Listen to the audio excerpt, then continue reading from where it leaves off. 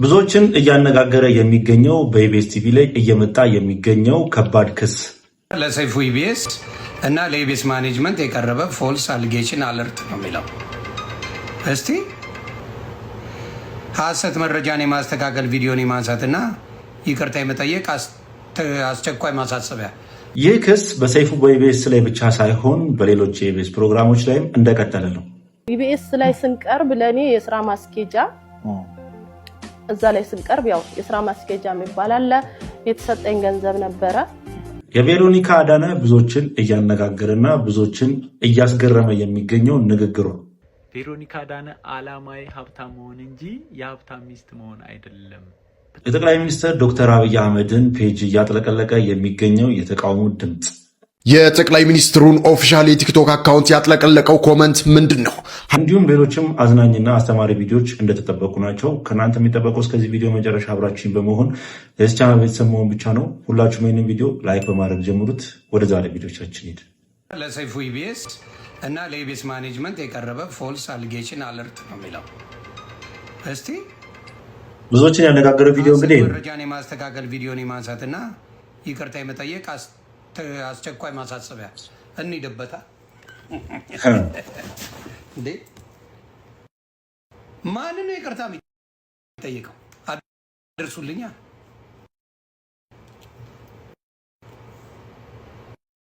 ማንን ነው ይቅርታ የሚጠይቀው? ማን ነው? እዩ አድርሱልኝ። አንቺ አይደለ እንዴ ቪዲዮ ፖስተችው? ቪዲዮ ፖስተችው ተበላጠች በምጥቀን ቪዲዮ የቀረችው አንቺ አይደለች እንዴ? ምን ይፈጠር ነው የምትይው? አንቺ አይደል እንዴ በምጥ ሰዓት ቪዲዮ ቀርጸሽ እያልሽ የቀረችው አይደለች? ምን ይፈጠር? ይሄን ነው እሷ ይቀር። እንዲያውም አልተሳደበችም፣ ምንም አላለችም። አንቺ ነሽ ህዝቡን ይቅርታ መጠየቅ ያለብሽ። አወቅሽ ሲሏት የባሏ መጽሐፍ አጠበች ያለ ዝምባ ሄጂ እካክ እንዴ አልበዛም እንዴ? ሴቶቹ ግን ምንድን እንዴት ነው የምትጨማለቁት? አሜሪካን ሀገር እኔ አሜሪካን ያለሁት ቆሻሻ እንደው ሽቅብ ልራ አላላችሁም እንዴ? ምንድን ይፈጠር ነው የምትይው? አንቺ አይደለሽ እንዴ ተንበላጠሽ መጠሽን አደባባይ ላይ ያረግሽው ያወጣሽው አንቺ አይደለሽ እንዴ? በዚህ ነገር ላይ ማን ድርሹ ቀለደች፣ በዚህ ነገር ላይ ተጫወተች። እኔ ባናትሽ ተተከያልኩሽ ነው።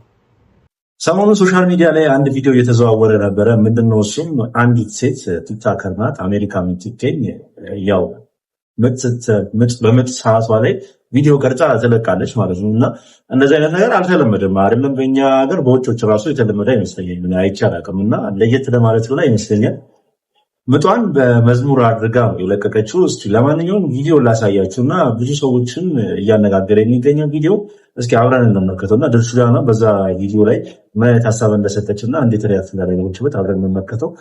ቁጣ ያስነሳል አያስነሳም የሚለውን እስኪ አብረን የምንመለከተው ነው። ይሄኛው ግን ይለያል ማለት ነው። በምንድን ነው የሚለየው አትሉ? ምጥ ላይቭ እየተላለፈ ነበር። ይኸውልን እዚህ ጋር እንግዲህ ተመልከተው። እኔ እውነት ምክንያቱም እኔ ራሴ ልጆቼን ስወልድ በምጥ ነው የወለድኩትና ያረጀው መሰለኝ ማለት ረጅም ጊዜ ሆነብን። እኔ ሴት ልጅ ምጥ ላይ ስትሆን ሁላችንም እናውቃለን። በጣም ኢሞሽናል፣ በጣም ትናደዳለች፣ በጣም በቃ ብዙ ነገር። እንደውም ቀበቶ ፍታ ባል ምናምን ይባል ነበርና ስልኳን ቻርጅ አድርግላት ሳይባል አይቀርም ላይ ብለሰራለች። በጣም ነው የሚገርመው። አይታችኋታል? ግን ሜካፓን ተሰርታ ምናምን ስታምጥ ራሱ የሆነ ወጋ በቃ ወይኔ ሞትኩኝ ምናምን በሚባል ሰዓት እኔ ትዝ የሚለኝ የራሴን ሳምጥ በጣም መጪው ስለማልችል አለቅስ ነበር እና እንደተገረፈ ሰው ነበር ማለቅሰው እና በቃ ዶክተሬን ጥሩት እኔ አልቻልኩም ምናምን ብዬ አለቅሳለሁ። ነርሶች ጋርና ዶክተሬ ጋር ሄዱና ኧረ ድርሹ በጣም እያለቀሰች ነው ዶክተር ምናምን ሲሉ አመት ከአመት ትስቄል እንዴ ዛሬ ታልቅስ ተዋት መባሌን አልረሳምና አንዳንዱ ጊዜያቶ መንገድ ላይ ምጡ መቶ ልጁን ይገላገላል። አንዳንዱ ደግሞ እንደዚህ ፋብትን ብሎ ሜካፕ ተሰርቶ ላይቭ ላይ የሚያመጣለ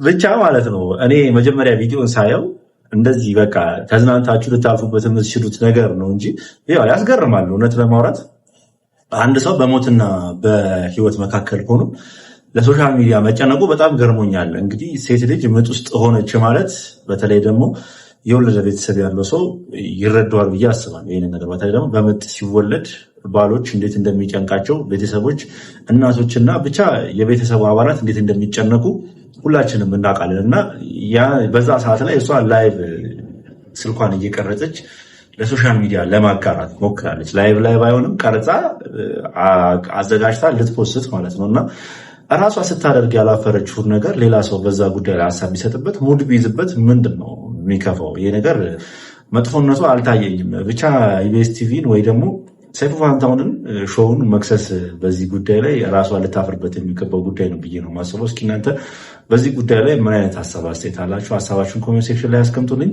ሰይፉ ፋንታሁን ብቻ አይደለም በኢቢኤስ ቲቪ ውስጥ አሁን ክስ እየቀረበበት የሚገኘው። የኢቢኤስ ቲቪ ሌሎች ፕሮግራሞች እንደዚሁ ክስ እየመጣባቸው ይገኛሉ። እስኪ እነማን ናቸው የሚለውን አብረን እንመልከት። ይህን ቪዲዮ አንድ እንዳታሳልፉት ተደብቄ ነው እየቀረጽኩ ያለሁትና እዚህ ጋር የምታዩት ልጅ ሳሙኤል አስራት ይባላል። ልጄ ነው። ብዙ ዋጋ ከፍዬ ብዙ መስዋዕትነት ከፍዬ ብቻዬን ነው ያሳደግኩትና እዚህ ጋር ይዞት የመጣው ነገር ከኢቢኤስ ጋር የተገናኘ ገብታችሁ ታያላችሁ። አሁን እንትኑን አስቀምጥላችኋለሁ የተቀረጽንበትን ቀኑንና ዓመተ ምሕረቱን ማለት ነው። እንዴት ምን ሆነህ ነው የሚለው ሰው ያውቃል። ህዝብ አለኝ ወገን አለኝ ይረዱኛል ብሎ አይደል እንደ ወደ እናንተ የመጣው ድምጽ ይሆኑኛል ብሎ አይደል እንደ ወደ እናንተ የመጣው። እነሱ እዛ ጋር የማይመለከታቸው ነገር ከሆነ የማያደርጉት ነገር ከሆነ ለምን የልጅን ስነልቦና ሰበሩት? ለምን ምንድነው ለምን ይሰብራሉ? የልጅ ስነልቦና እኮ ነው። ዛሬ 18 ዓመት ሊይዝ ነው፣ ግን ጥሩ ሁኔታ ውስጥ አይደለም። ባለፈው ቀረጻ አለ ብለው አብረን ሄድ ነው ኳስ ላይቭ ነው አለ። ግን እሱ ደግሞ ችሎታው ላይፍ አይደለም፣ ምኞት አይደለም፣ ጥግ ድረስ ነው ፍላጎቱ፣ ጥግ ድረስ ነው። በቃ ከልጅነቱ ጀምሮ ሲያስበው የነበረው ነው። ገና ትንሽ ሆኖ የ6-5 ዓመት ጀምሮ ነው ህልሙ የነበረው ልጅ። ግን ሰው ይጠይቃል፣ ኳስ ሰው ይጠይቃል። ለምንድን ነው የኢትዮጵያ እግር ኳስ ከፍ ያላለው ብላችሁ ከጠየቃችሁ ሰው ገንዘብ ይጠይቃል። የቻልኩትን ሄጃለሁ። 4 ዓመት ቃል ገቡ፣ ዝም አሉ። እነሱን ደግሜያን አስቸግርም ብዬ በራሴ ፕሮጀክት ሲሰለጥን ነበር ታለንት። እኔ እውነት ነው የምነግራችሁ። እኔ ብዙ ጊዜ አብሬ ሄጄ አይቻልም ጭሆነ እስክሪን ላይ የምታዩት ነው። እሱ ጋር አንድ ነው። በጣም ችሎታ አለው። ብቻ አሁን በምስሉ ላይ የተመለከታችኋት እህታችን ልጇ ከ4 ዓመት በፊት ኢቢኤስ ቲቪ ላይ ቀርቦ ችሎታ እንዳለውና ኢቢኤስ ቲቪ ቃል እንደገባለት አድርጋ ነበር የተናገረችው። ብቻ ብዙ ነገሮችን ቃል ገብቶለት ያው ቃሉን አልፈጸመም እያለች ትገኛለች። እስኪ ሌሎችም የተናገረቻቸው ንግግሮች አሉ በአንድ ሚዲያ ላይ ቀርባ። እስኪ ምንድን ነው የሚለውን አብረን እንመልከት። ኢቢኤስ ላይ ስንቀርብ ለእኔ የስራ ማስኬጃ እዛ ላይ ስንቀርብ ያው የስራ ማስኬጃ የሚባል አለ። የተሰጠኝ ገንዘብ ነበረ 60 ሺህ ብር ከነሱ የተበረከተልኝ ነበረ በወቅቱ። አዎ የቤት ኪራይ የስራ ማስጀመሪያ ተብሎ አንድ ላይ አጠቃላይ ማለት ነው።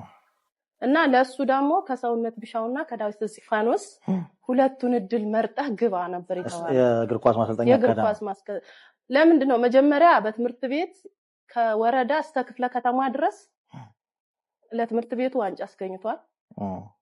ክፍለ ከተማ ላይም እንደዛው ዋንጫ እንትን ብለዋል። ይሄ በቡድን ሆነው የሚጫወቱት ማለት ነውና በጣም ጎበዝ ነው። እዛ አካባቢ ያሉ አሰልጣኞች ያውቁታል። ይሄን ሁሉ መረጃ ኢቢኤስ በደንብ አጣርቶ ነው እዛ ጋር ለሱ እዛ ጋር እንትን እድል ሲመቻችለት አጣርቶ ነው ልጁ እንደሚችል። እኔ ዛሬ ሆነ ነገ በጣም የሚሰማኝና የሚጸጽተኝ ምንድነው የማይችል ቢሆን እኮ በህዝብ ፊት አትናገርም። አይችልማ ነገ የምታፍርበት ነገር ነው የሚሆነው አይደለ? ግን ትልቅ ተሰጡና ትልቅ ተጫዋች ትልቅ ቦታ የሚደርስ እዛ ጋር ቃል ገቡ፣ ዝም አሉ። ከዛ በተደጋጋሚ ቃል ኪዳንን ሄጄ አናገርኳት። ዛሬ ነገ ሲሉ ደውለናል፣ ሂድ ሰውነት ቢሻው ጋር ቢሄድ ከዛ አናገሯቸው። እሳቸው እኔ ከኢቢኤስ ደብዳቤም የተሰጠኝ የለ። ማን ሄደ? ሰውነት ቢሻው ጋር ሄደን ነበር ከኢቢኤስ። አዎ በፕሮግራሙ ላይ ቃል ተገብቷል። ወደ እስጢፋኖስ አካዳሚ ወይም ሰውነት ቢሻው ጋር እንዲሰለጥ እንዲመቻች እናመቻችልናለን ተባለ። ሰው ምንድነው እሱ ሲጽፉልን የነበሩ በውስጥ ሰውነት ቢሻው ጋር ይሰልጥን የሚል ነበርና እዛ ስለዚህ እናንተ እሱ መረጣችሁ። እዛ መረጥንና ሄድን። ስንሄድ ሰውነት ቢሻው እኔ ከኢቢኤስ ማንንም ያናገረኝ ሰው የለም፣ ያናገረኝ አካል የለም፣ ይግባም የሚል የለም ምንም። እኔም የሰማሁት እዛ ሚዲያ ላይ ነው። ስሜን መጀመሪያም አልጠየቁኝም ነው ያሉኝ እሳቸው ማለት ነው። እና በቃ በግሌ በራሴ 4 አመት እነሱን ድጋሜ እዛ ጋር ለምን ለኔ ያደረጉት ውለታ ስላለ ድጋሜ በራሴ እየከፈልኩ ሲሰለጥን ነበር ይሄ ልጅ። የነሱና ሄደሽ ግን ስጠይቃቸው ከዛ በኋላ ቆይ እስቲ እንደው አሁን ለምሳሌ እንግዲህ ሰውነት ጋር ኢንስትራክተር ሰውነት ጋር ሄድሽ እሳቸው ማንንም እንዳላነጋገራቸው ገለጹልሽ። ከዛ በኋላ ተመለሰሽ ኢቢኤስ ሄድሽና ለምን በአደባባይ ቃል የገባችሁት ይሄ ነገር ለምን አልተፈጸመም ብላችሁ ጠይቃችኋቸው ምን ምላሽ ሰጡ? እሱን ነው ማወቅ የፈለኩት። ምንም ምላሽ አልሰጡም። ሄዱና እናግሩ የተሰጠሽ እርዳታ ገንዘብ አለ ስትፈልጊም በራስሽ እየከፈሽ መሰጠን ትችያለሽ አሉኝ በወቅቱ ማለት ነው። እኔ ደግሞ ቤት ላይ ዛሬም ድረስ ያላወራሁት ነገር አለ። ለምን ከዚህ በፊትም በመሃል አንድ ኢንተርቪው ያደረኩት ነበርና ለምን መሰለክ ይሄ በገዛ እጄ አጉርሼ ተነከስኩ የሚባል ነገር ህዝቡ ለኔ በኋላ ስድብ ወይ ወቀሳ እንዳይመጣብኝ ዝም ያልኩት ነገር ነው። ብቻ ይህ ነገር ብዙዎችን እያነጋገረ ይገኛል። ምንድነው እሱም ኢቢኤስ ቲቪ ቃል ገብቶልን የነበረው ነገር አላደረገልንም ነው እያሉ የሚገኙት። ግን እኔ እዚች ጋር አንድ ነገር መናገር እፈልጋለሁ። ያው ኢቢኤስ ቲቪ እንደ ቃል ገብቶ ሊሆን ይችላል። ምክንያቱም በላይቭ ስትሪም በተደረገ ነገር ነው ሰውነት ቢሻው ጋር ወይ ደግሞ እስጢፋኖስ ጋር ሄዳችሁ ትሰለጥናላችሁ እኛ እናነግርላችኋለን ብለው የነበረው ማለት ነውና ከኢቢኤስ ቲቪ ምንም የተሰማ ነገር የለም እና ብዙ ሰዎች ኢቢኤስ ቲቪ ላይ ጣታቸውን እየቀሰሩ ይገኛሉ። ያው ሚዲያ ላይ የምታሳዩትና መሬት ላይ ያለው ነገር ተመሳሳይ አይደለም እያሉ ብዙ ሰዎች ኢቢኤስ ቲቪን እየተቹ ይገኛሉ። ግን ይሄ ነገር አግባብ ነው ብዬ አላስብም። ምክንያቱም ከኢቢኤስ ቲቪ እስካሁን ምንም የሰማነው ነገር የለም፣ ምንም የተሰጠ መግለጫ ስለሌለ ማለት ነው። እና ለመፍረድ ባንቸኩል ሰዎቹ ጋርም እውነታ ሊኖር ይችላል።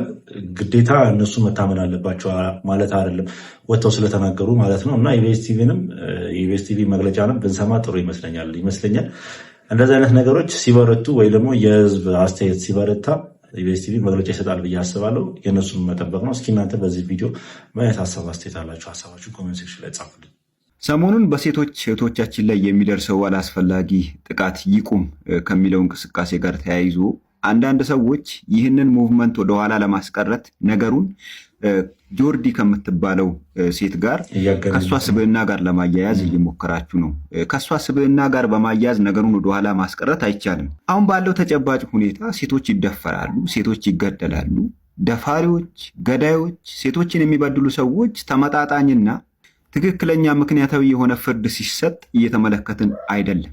ሰሞኑን ትግራይ ውስጥ የተካሄደውን ነገር አይተናል። ከዛም በፊት ብዙ ነገሮችን አይተናል። ሴቶች ላይ የሚደርሰው ጥቃት ይቁም የሚለው ጉዳይ የአንድ ሰሞን የሚዲያ ትሬንድ ሆኖ ከማለፍ በዘለለ ምንም እያስገኘ ያለው ለውጥ የለም። ስለዚህ አሁንም አንዳንድ ሰዎችን እየተመለከትን ነው። ነገሩን ከጆርዲ ስብዕና ጋር እያያያዙ ሰዋሰብን የተወለደችው ኤርትራዊ ናት ዋቴቨር እኛ አያገባንም። የጆርዲ ስብዕና ላይ አስፈላጊ ከሆነ ሌላ ጊዜ እንመለሳለን። ከጉዳዩ ጋር በተያያዘ በትጋትና በትኩረት እንንቀሳቀስ። ሴቶች ላይ እየደረሰ ያለው ጥቃት ከጊዜ ወደ ጊዜ እየከፋ ነው።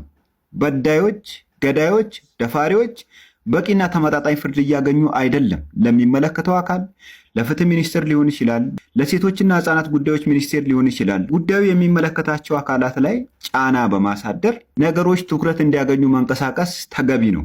ሰሞኑን አንድ ትሬንድ ተጀምሯል። ምንድነው እሱም ሃሽታግ ትሰማ የሚል በሴቶች ዘንድ የተነሳ ቻሌንጅ አለ። ምንድነው እሱም የዶክተር አብይን ወይ ደግሞ የጠቅላይ ሚኒስትር ዶክተር አብይን ፔጅ በመሄድ ሃሽታግ ትሰማ በማለት ኮሜንት ሴክሽኑን አጥለቅልቁት በማለት አንድ ትሬንድ ታስጀምራለች። ማነች እሷም?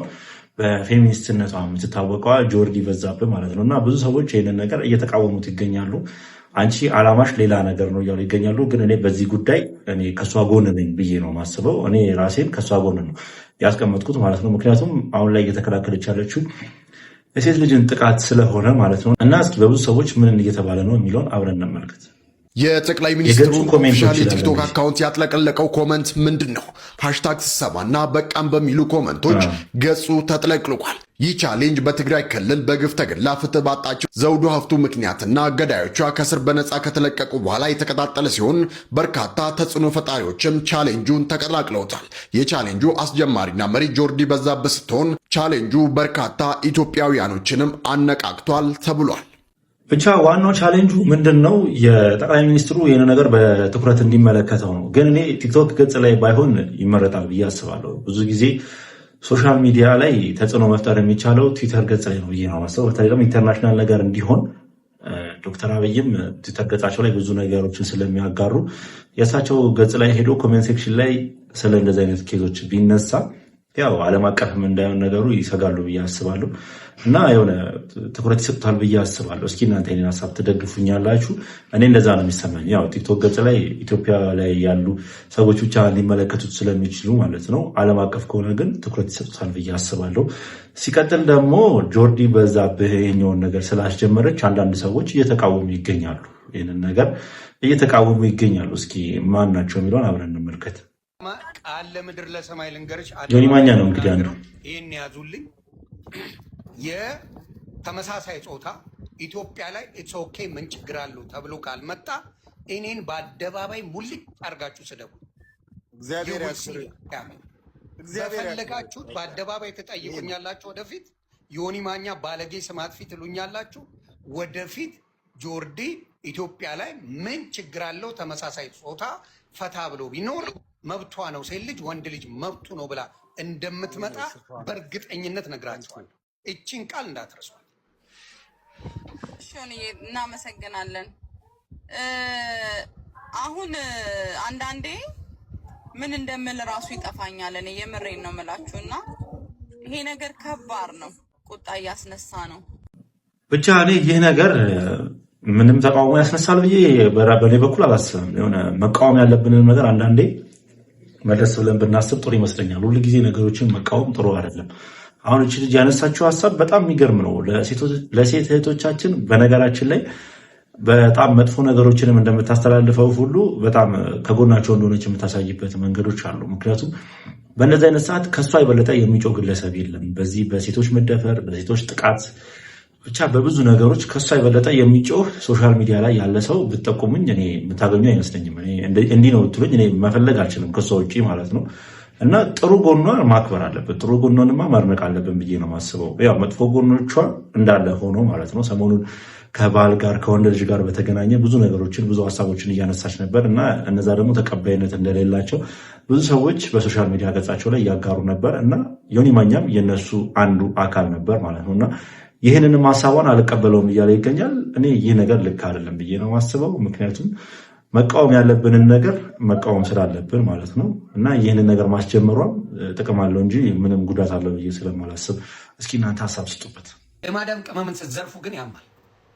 ምስኪን ኢትዮጵያ ላይ ያለ እናታቸው አባታቸው ታሞ ወንድሞቻቸው ታመው የሆነ ገንዘብ ሲያደርጉ እድል ሲባል ማየት ያማል። ወላሂ ጊዮርጊስ ሿሿ ሰሮዝ በአሁኑ ሰዓት እያንዳንዳችሁ እዚህ ውስጥ ሜምበር የሆናችሁ በሙሉ የእሱ ሜምበር የሆናችሁ በሙሉ ምንድን ነው አሁን ገንዘባችን ይሰጠን ብትሉ አታመጣም፣ አይሰጣችሁ። ሀቅ ነው። በአሁኑ ሰዓት ገንዘቤን አምጣ፣ እኔ ምንም ነገር አልፈልግም፣ ወለዱ የሚቅርብኝ ምኑም የሚቅርብኝ፣ ገንዘቤን ስጠኝ ብትሉ አሁን ገንዘባቸው አይመለስም። ስለዚህ አጭበርብሯቸዋል፣ ታጭበርብራቸዋል። ገንዘቡ በደንብ ሸሽተዋል። ንብረቶቹ በዘመድ አዝማድ ስም ነው ያሉት። ቤተሰቡን አሽሽተዋል። ቁማር እየተጫወተ ነው። አይተናል በደንብ ቤተሰቦችን አሽሽተሃል ምናምን ቁማር እየተጫወተ ለምን አስፈለገ? ለምንድን ነው ይህን ምስኪን ህዝብ? የሞቱ ሰዎች አሉ እኮ በዚህ ጉዳይ ራሳቸውን ያጠፉ ሰዎች አሉ። ይሄን ሁላ መለመን አለብህ ወይ? ይሄን ለመናገር ወደ ምን ዲጂታል ልንቀይር ነው ብለህ ጆካ የምታደርጋቸው መጀመሪያ ለምን ሳትናገር ነው የምታደርገው ወይስ ተናግረ ነው የምታደርገው? እስቲ ንገሩ። አንድ ደንበኞቻችሁ ወደ ሌላ ነገር ሲስተም ስትቀይሩ ቀድማችሁ ነው የምትናገሩት አይደል? ይሄ ሲስተማችን እንደዚህ ስለምናደርገው ምናልባት በመሀል ላይ ችግር ቢፈጠር ብለህ ተናግረ ነው የምታደርገው። አሁን ግን ምክንያት እየፈጠርክ ነው። ማዘናጊያ እንደሆነ ነግራችኋለሁ። እያንዳንድ እስቲ ብርን አውጣውን አሁን አይ ብር ያልተነካ ማቀኛ ነው በዚህ ገብቶ በዚህ ወጥቶ የምትሉ በደንብ ስላጣራው ነው። አም ሶሪ ብዙዎቻችሁ ብራችሁ ይበላል። ኢትዮጵያ ያለው አካውንት በሙሉ ብሩን አውጥቶ ጨርሷል። ይሄው በዘር መደበቅ በምን መደበቅ አይደለም። እያንዳንዱ ሰው ምስኪኑ የሚያሳዝነኝ አበሻ ኢዚ መኒ ሲባል ቶሎ ይመጣል። ምስኪን ነው። ይሄ ውጭ ወስዳለው ሲባል ገንዘቡን ወስዶ ሶሻል ሚዲያ ላይ ማለት ነው። አሁን ላይ እንደዚህ አይነት ነገር በጣም እየተለመደ ነው። አንድ ሰው ይመጣል፣ እኔ ትርፋማ ነኝ፣ እኔ ትርፋማ የሆንኩበትን መንገድ ላሳያችሁ እያለ ከብዙዎች ብር ይጠይቃል። ሰው ደግሞ ይታለላል። እኔ ለምን እንደሆነ አላውቅም። እኔ በጣም ከምፈራው ነገር አንዱ እንደዚህ ብሬን አሳልፌ ለሰው መስጠት ነው። በጣም ብዙ ጊዜ ብዙ ሰዎች ሲያደርጉ ያለው ግን ገንዘቤን እንደዚህ አሳልፌ ቅድመ ክፍያ ያላቸው ነገሮች እኔ ደስ አይለኝም። በቃ የሆነ እየሰራው ባገኝበት ነገር ይሻለኛል ቢያለፋኝም ማለት ነው። እና ብዙ ሰዎች በዚህ ነገር እንደተታለሉ ሶሻል ሚዲያ ላይ የሚታዩ ቪዲዮዎች ይገልጻሉ ማለት ነው። እና ሰሞኑን እንደውም በሽታ ላይ ያሉ የወደቁ ሰዎች ራሱ አሉ። በተለይ ደግሞ የማዳም ቅመሞች ብዙ ሰዎች ብዙ የተቸገሩ ግለሰቦች ብር እየረዱ እንደነበረ ወይ ደግሞ ብር ለዚህ ግለሰብ የእሱን ንግግር አምነውት በጣም ብዙ ብር ፈንድ እንዳደረጉ ሁላችንም እናውቃለን። እና በአሁኑ ሰዓት አጭበርባሪ ነው እያሉ ብዙ መረጃዎች እያወጡ ይገኛሉ። በእንደዚህ አይነት ኬዝ ላይ የሚሰማሩ ግለሰቦች አሉ እንደነ አሁን ታበርሲሳ እነ ወገን አበበ ቲክቶክ ገጻቸው ማለት ነው። እና አሁን ላይ አጭበርባሪ መሆኑ ታውቋል ማለት ነው። እና እሱም አጭበርባሪ አይደለሁም በማለት ቪዲዮ ለቆ ነበር እና ብዙ ሰዎች ያንን ቪዲዮ ተመልክተው ሙድያ እስክብን ነው ወይ እስከሚባል ድረስ ማለት ነው። እና ብቻ ማንም ማመን እንዳለብን በአሁኑ ሰዓት በጣም ግራ የሚያጋቡ ነገሮች እየተፈጠሩ ይገኛሉ። እስኪ እናንተ ማሳብ ስጡበት። ወንድ ልጅ ግን መቼም አይጣ ይላል። ከዚህ ልጅ ይህ ንግግር የበርካቶችን ልብ ነክቷል። ወንድ ልጅ አይጥ የሚባለው ታዲያ ለዚህም ነው። ይህ ታዳጊ ሕፃን በዚህ በሚያምርና በተስፋ በተሞላ ፈገግታው ውስጥ ብዙ ነገሮችን የደበቀ ይመስላል። ያሳዝናል። በፈገግታ ተሞልቶ እየተጫወተ እኔ አላምርም ቆሻሻ ነኝ ሲል ሲሰማ እጅግ የብዙዎችን ልብ ነክቷል። ዛሬ በየዋህነት እኔ አላምርም ቆሻሻ ነኝ ሲል የብዙዎቻችን ልብ በሐዘን ኮርክሮ አልፏል። ነገር ግን የልጅነት አእምሮ ያልተረዳው አንድ ትልቅ እውነት አለ። ዛሬ የቸገረው ሰው ነገም ይቸገራል ማለት ግን ፈጽሞ አይደለም። ወንድ ልጅ ከሕፃንነቱ ጀምሮ ለቤተሰቡ ለወዳጆቹና ለነገ ሕይወቱ ሲል ደክሞ ጥሮና ግሮ ነው የሚያድገው። ወንድ ልጅ እጁ ቢቆሽሽ ልብሱ ቢደክም እንኳን የውስጡ ስብዕናና መስዋዕትነት ሁልጊዜም ውብ ነው።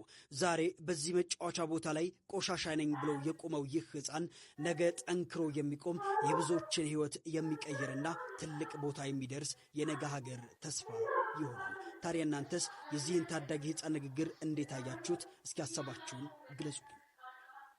የዚህ ታዳጊ ቪዲዮ ሰሞኑን ሶሻል ሚዲያ ላይ እየተዘዋወረ ነበረ። ብዙ ሜሞችም እየተሰሩበት ነበረ። በጣም ብዙ ሰዎች በዚህ ቪዲዮ አዝነዋሉ። ምክንያቱም ምንድነው በዚህ እድሜው የበታችነት ስሜት እንዴት ሊሰማው ቻለ? ያው አንዳንዴ የበታችኝነት ስሜት በጣም ከባድ ነው።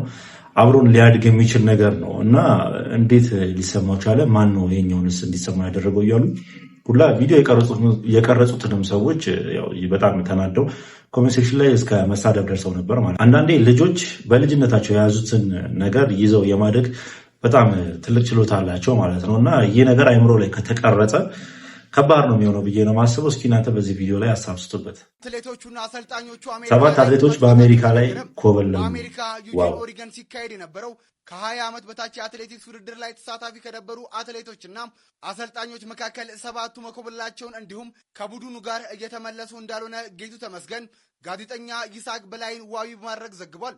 በዚህ ውድድር ኢትዮጵያ 2 ወርቅ 3 ብርና 1 የነሐስ ሜዳሊያዎችን ማግኘት ቻለች። ቢሆንም በውድድሩ ላይ ከተሳተፉ አትሌቶች መካከል 4ቱና በተጨማሪ 3 አሰልጣኞቻቸው በድምሩ 7 የቡድኑ አባላት ወደ ኢትዮጵያ እየተመለሰ ባለው የቡድን ስብስብ ውስጥ አለመኖራቸውን ጌቱ ተመስገን በፌስቡክ ገጹ ላይ አጋርቷል።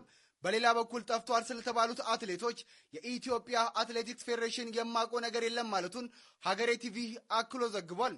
ስለዚህ ጉዳይ አዲስ መረጃ ካለ የማደርሳቸው ይሆናል። ለተጨማሪ አዳዲስ መረጃዎች ፎሎ ማድረግ እንዳትረሱ። ሰሞኑን እንደዚህ አይነት ዜናዎች በጣም እየተደጋገሙ መጥተዋሉ። በተለይ ደግሞ በቅርብ ጊዜ ውስጥ ስዊድን ሀገር ላይ ሄደው ጠፉ የተባሉ ታዳጊ ተጫዋቾች ተመልክተን ነበር። የነዛ በእግር ኳስ ነው፣ በነዚህ ደግሞ በአትሌቲክስ ዙሪያ ነው ማለት ነው እና ብቻ ምን ማለት እንደሚቻል ግራ ያጋባል። አይጥፉ ማለት አይቻልም። እዚህ ሀገር ላይ ያለው ነገር ለታዳጊም ሆነ አሁን ላይ ላሉ ለትልልቅ ሰዎች የሆነ ተስፋ የሚሰጥ ነገር ስላልሆነ እዛ ሄደው ቢያንስ ሰርተው ቤተሰቦቻቸውን ቢለውጡ ባይ። እስኪ እናንተ ሀሳባችሁን ኮሜንት ሴክሽን ላይ አስቀምጡ። ሰላም ጤና ይስጥልኝ። መሰረት ወርቅነህ ነኝ። በነዚህ ጉዳይ በቪዲዮ በለቀቅነው ምክንያት ታስረን ነበረ። አንድ ተለቀናል። እግዚአብሔር ይመስገን። ለጠየቃችሁን፣ ለተጨነቃችሁ፣ ቤት መታችሁ ላጽናናችሁን በሙሉ እግዚአብሔር ይስጥልን። እናመሰግናለን። እግዚአብሔር ክብሩን ይውሰድ። እናመሰግናለን። የነፃነት ወርቅነህ ቤተሰቦች እንግዲህ በስም ማጥፋት በሚል ኬዝ ታስረው ነበረ። ሶሻል ሚዲያ ላይ እየወጡ ለሰው የማይገባውን ስም ሰጥታችኋል በሚል ፌዴራል ፖሊስ በቁጥጥር ስር አውላቸው ነበር ማለት ነው እና አሁን ላይ ተለቀዋሉ እና ያው የሚጠበቅ ነገር ነው። የዚህን ያክል የከፋ ነገርም ስላልሆነ ማለት ነው እና አሁን ላይ ቤታችን ገብተናል በማለት በዚህ መልኩ ቪዲዮ አጋርተዋል ለህብረተሰቡ፣ ለነፃነት ወርቅነህ አድናቂዎችም ጭምር ማለት ነው። ቃላትን አሰባስቡና ኮሜንት ላይ አላማዬ ሀብታም መሆን እንጂ የሀብታም ሚስት መሆን አይደለም ይላል። በስራዎቿ ሁሌም እንዳስደመመችን ሀገሯንም እንዳኮራች ነው። ቬሮኒካ አዳነ አላማዬ ሀብታም መሆን እንጂ የሀብታም ሚስት መሆን አይደለም። በጣም ማለት ለዚህ ንግግሯ ማለት ቃላት ችለታለሁ። እስኪ እናንተ ይገልጻታል የምትሉትን ለሷ ይመጥናል የምትሉትን ቃል ኮሜንት ላይ አስቀምጡልኝ። በጣም ነው የምወድሽ፣ በጣም ነው የምትመችኝ። መልካም ጊዜ። የቬሮኒካ አዳነ ንግግር ብዙዎችን አስገርሟል። በተለይ ደግሞ አንዳንድ ሀብታም ነው ማግባት የምፈልገው እኔን ለማስተዳደር ወራዊ ገቢው 2 ሚሊዮን 3 ሚሊዮን ሊሆን ይገባል ለሚሉ ሴቶች ይሄ በጣም ትልቅ መልእክት ይመስለኛል። እና አንዳንዴ ሴቶች ራሳችን ሰርተን ራሳችንን ማስተዳደር አለብን የሚለውን አስተሳሰብ አይምሯቸው ላይ መቅረፍ ያለባቸው ይመስለኛል። አይምሯቸው ላይ ማስቀመጥ አለባቸው። አንድ ወንድ መጥቶ ላይፋችንን ይቀይርልናል ከሚሉ ሴቶች ያው ለቬሮኒካ አዳነ ለነሱ ጠንካራ ያለ መልእክት አስተላልፋለች። እጅግ በጣም ነው ስሰማ ያዘንኩት። ብዙዎቻችሁ ይሄንን የምትመለከቱትን አርቲስት ዮሐንስ አፈወርቅን ታውቁታላችሁ። በተለይ አላዳንኩሽም በሚለው ፊልሙ በብዙዎቻችን ዘንድ የሚታወቅ የሚወደድ ከ30 ዓመት በላይ በመድረክና በፊልም ስራ ላይ ትልልቅ ስራዎችን ሲሰራ የከረመ የኖረ ታላቅ አርቲስት ነው። ከዚህ አርቲስት ጋር በተገናኘ ግን አሁን የሰማሁት ነገር በጣም ስላሳዘነኝ ግዴታ መረባረብም ስላለብን ነው ይህን ቪዲዮ የሰራሁት። እንግዲህ ይሄ አርቲስት በስራ ላይ ያለ ባጋጠመው አደጋ የዳሌ አጥንቱ በመሰበሩ ምክንያት በዛ በተሰበረበት ቦታ ላይ ብረት ተገጥሞለት ላለፉት 6 ዓመታት በሙሉ በዛ መንገድ ሲኖር ነበር። ነገር ግን አሁን ያ ብረት የደም ዝውውሩን በመዝጋቱ ምክንያት ለከፍተኛ ችግር በመጋለጡ ወደ ተሻለ ሕክምና መሄድ አለበት ብለው የሕክምና ቦርድ ወስነዋል። ለዚህም ሕክምና የሚውል እስከ 600 ሺህ ብር የሚደርስ ገንዘብ አስፈልጎታል ማለት ነው። እንደምታውቁት አሁን አርቲስቶቻችን እንደዝናቸው አይደለም ህይወታቸው ማለት ነው አብዛኛዎቹ። በዚህ ምክንያት ይህንን ብር ማግኘት ባለመቻሉ እየተቸገረ እንደሆነና እኛ ኢትዮጵያውያን ልንረባረብለት እንደሚገባ ነው ጓደኞቹ እየተናገሩ ያሉት። ስለዚህ ይህንን የመድረክ ፈርጥ የሆነ ታላቅ አርቲስት ወደሚወደው ሙያ እንዲመለስ ሁላችንም ከጎኑ ሆነን ለሕክምናው እንድንረባረብ በምታምኑት ፈጣሪ ስም ጠይቃለሁ። ይህንን ቪዲዮ በፈጠራችሁ አምላክ ኮፒ ሊንክ፣ ሪፖስት፣ ሼር እና ላይክ ያደረጋችሁ አድርሱለት። ፈጣሪ ጨርሶ ይማርህ። አመሰግናለሁ። አላዳንኩሽም የሚለውን ፊልም ስመለከተው ወይ ደግሞ ሳስበው አይምሮ ለሚመጣው አርቲስት ዮሐንስ አፈወርቅ ነው ማለት ነው እና በጣም በሰዓቱ በ90ዎቹ ላይ በጣም የሚገርም ፊልም እና በጣም ብዙ ሰዎች ከልባቸው ሲመለከቱ የነበሩትና በጣም ምርጥ በሰዓቱ ምርጥ የነበረ ፊልም ነበር እና አሁን ላይ ደግሞ እየሰማን ያላቸው መረጃዎች በጣም የሚደብሩና መስማት የሌለብንም መረጃዎች እየሰማን እንገኛለን። ምክንያቱም ምንድነው አርቲስት ዮሐንስ አፈወርቅ በጠና ታሟል እና የህዝቡን እርዳታ ይሻል ማለት ነው። ያው ወንድ አርቲስቶች እንደተለመደው ነው ብዙ ጊዜ እንደዚህ አይነት ነገር ላይ ይቸገራሉ። ሲታመሙ የሚደርስላቸው የለም። ብቻ በችግር ነው የሚታወቁት ወንድ አርቲስቶች፣ ወንድ ተዋናዮች ማለት ነው እና ከሴቶች አርቲስቶች ጋር በጣም የተለያየ የኑሮ ደረጃ ነው ያላቸው እና ምክንያቱ ባልታወቀ ምክንያት እያሉ ይላሉ ብዙ ሰዎች ግን ያው ምክንያቱ ግልጽ ይመስለኛል። ወንዶች እንደዚህ አይነት ነገር ላይ አይሳተፉም፣ ሶሻል ሚዲያ ላይ የማይንቀሳቀሱም። ሴቶች ግን ሶሻል ሚዲያ ላይ በጣም ስለሚሳተፉ በአሁኑ ሰዓት ደግሞ የሶሻል ሚዲያ ነገር በጣም የሚያበላ ነው። በጣም በአሁኑ ሰዓት ላይ ማለት ነው በጣም የሚያበላ ነገር መሆኑን ነው መመልከት የምንችለው እና ወንዶች ፊልሙ ላይ ብቻ ነው የሚያተኩሩት፣ ሴቶች ግን በዛ ብቻ ስለማይረጉ ይመስለኛል። እስኪ እናንተ ማሳብ ስጡበት። ለማንኛውም ቶሎ እንደሚሻለው ሁላችንም እንጸልይለት። መርዳት የቻለን ደግሞ በታች ባለው አካውንት ብር ማስገባት እንችላለን። ለማንኛውም ምርቶች የዛሬ ቪዲዮቻችን እነኝን ይመስሉ ነበረ። ቪዲዮቻችን እንደተመቻችሁ ጥርጥር የለኝም። ቪዲዮ ከተመቻችሁ ላይክ፣ ሼር፣ ሰብስክራይብ በማድረግ ቤተሰብ ነው። በተለይ ሰብስክራይብ በማድረግ ቤተሰብ ነው። ሀሳብ አስተያየት ካላችሁ ኮሜንት ሴክሽን ላይ አስቀምጡልኝ። በቀጣይ ቪዲዮ እስክንገናኝ ድረስ ሰላም ቆዩ።